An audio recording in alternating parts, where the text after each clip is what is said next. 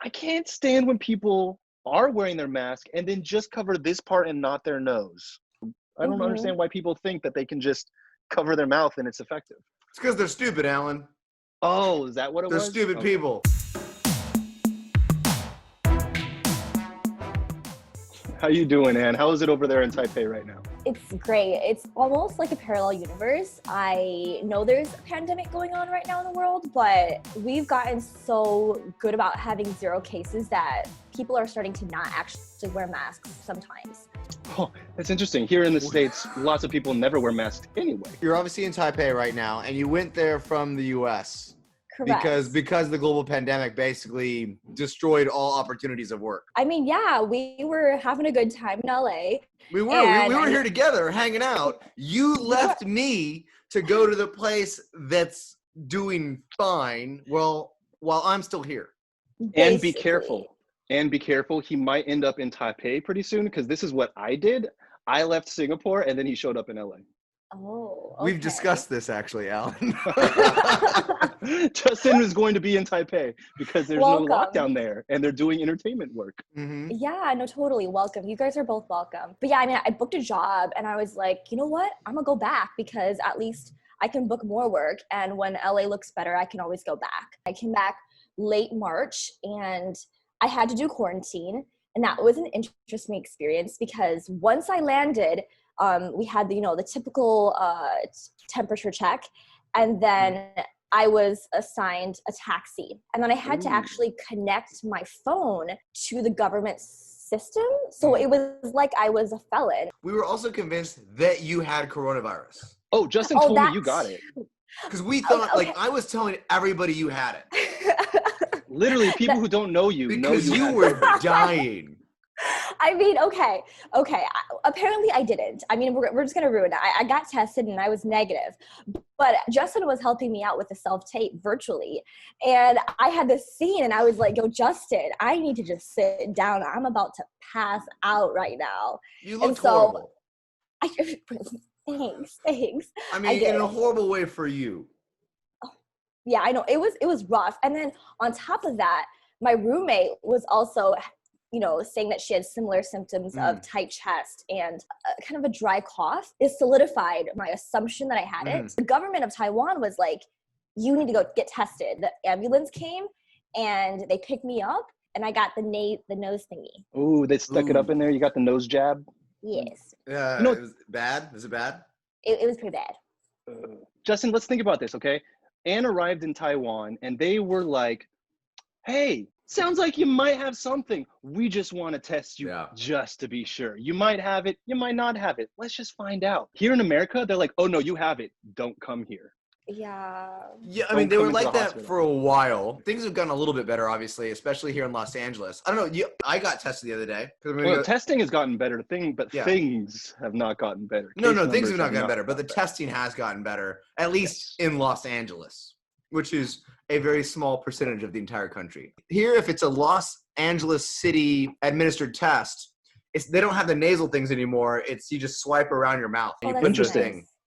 Is that supposed to be as effective or no? No, for sure not. Sounds so not accurate. I don't think there's an issue with its accuracy with regards to if it's done properly. The issue is everybody's doing it themselves. If we've learned one thing through this entire experience, it's you cannot trust the masses, so we probably can't trust them to do the damn test themselves as well. So odds are you got a good percentage of people in their cars doing this thing, put it in the bag, and managing to accidentally drop it on the floor. You're supposed to not eat for 20 minutes to an hour beforehand, eat or drink anything. Really? There's probably people eating a Big Mac while they're in there driving through, then they swab. So there's some things you're supposed to do which probably are not being adhered to. So who knows what the accuracy level really is. I bet you in Taiwan, let me know if I'm wrong, Ann, I bet you they give you very clear and consistent information and guidelines about what should be done, what they're doing, and how to stay safe. Does that sound about right? Yeah, I mean, I would say beat it already. Like, we're not even talking about COVID. We're talking about the next pandemic right now. Great. Like, how to prevent the next one. We haven't even gotten out of our first wave yet. No. My heart We're talking about Kanye West running for president. That's what we're talking about now. You got U.S., which very possibly the country that's done the worst job of handling this crisis. and Taiwan, which by all accounts has probably done the best. So what Alan and I would like to know, since Alan and I are both running for office soon, how did Taiwan get it so right? Thank you for asking. I want to know this too. Well, I mean, I don't know, but I did read up on this, and I think it's early prevention. So in 2019, in December, when they heard about this mysterious virus, Taiwan sent people to Wuhan to kind of study it, to see what's going on. And in January, they were setting up border control. And actually, since 2003, in the airports, there's the fever thing. So this was before any type of pandemic. Right. If you have a fever, you have to get pulled aside and tested for whatever. It could be Ebola, whatever. And so, like I think starting, I don't know the actual dates, but I think maybe it was January or February, nobody from mainland China could come. And then once Europe started getting bad and the US started getting bad, it straight up just kind of locked everybody out. It just, what's it called? Shut down the borders. So only Taiwanese citizens could come back. And even if they came back, they would have to self-quarantine for 14 days. And they would be monitored and watched by the government. The police would call you if your GPS left your house. They know precisely where you are. Didn't you have the cops come to your house? I did. This was funny because I was doing a self-tape and I was getting all these notifications and I was like, oh my goodness, let me get the self-tape done. I put it airplane mode. I don't know why I didn't do not disturb, but I did airplane mode. Within 30 minutes, I got knocks on my door. And they were like, did you go anywhere? And I was like, no, I was doing self-tapes. And they're like, don't turn your phone off. And I was like, oh my goodness, okay, here, sorry. So that's how I knew they're quick, they're watching me, and I felt actually really safe at that point. And they started that near the beginning of the year, you're saying?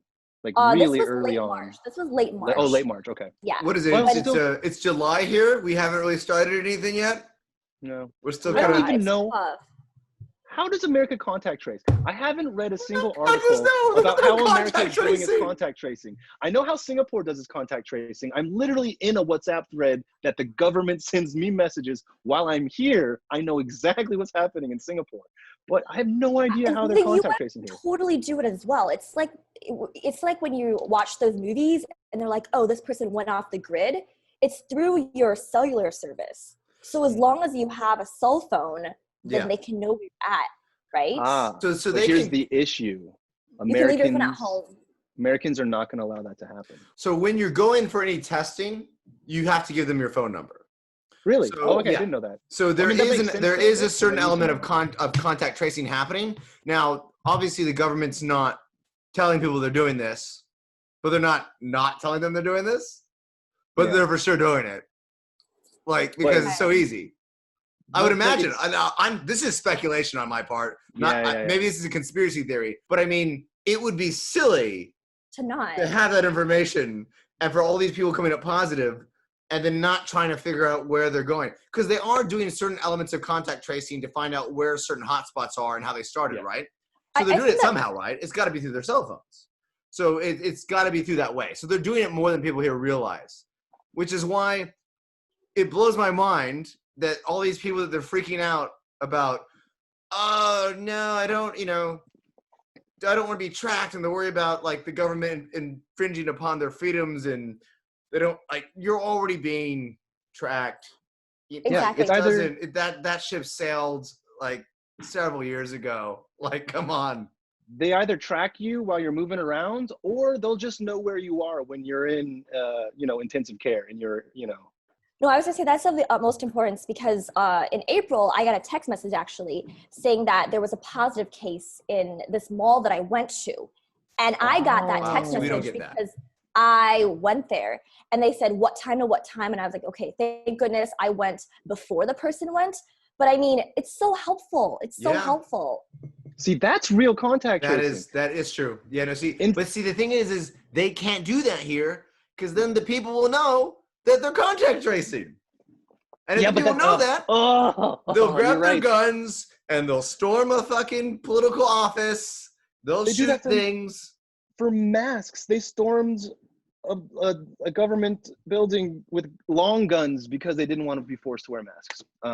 Anyway, but like they're doing the same thing in Singapore, and like I know that in Singapore you can, if you, I think you sign up on this app or something, and I was told by one of my friends that they told him like how many people that he passed who had been in the same place as another person who had COVID. So not even one link to the person who had it. They're like, okay, you were, and so they tell you where at which point during your journey. It's like, wow.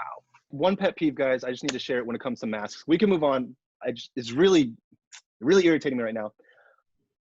I can't stand when people are wearing their mask and then just cover this part and not their nose. Like that's doing anything. It's not conducive. What's the point? Don't wear the mask then if you're going to be an idiot about it. But like, obviously it's supposed to cover both. I don't understand why people think that they can just cover their mouth and it's effective. It's because they're stupid, Alan.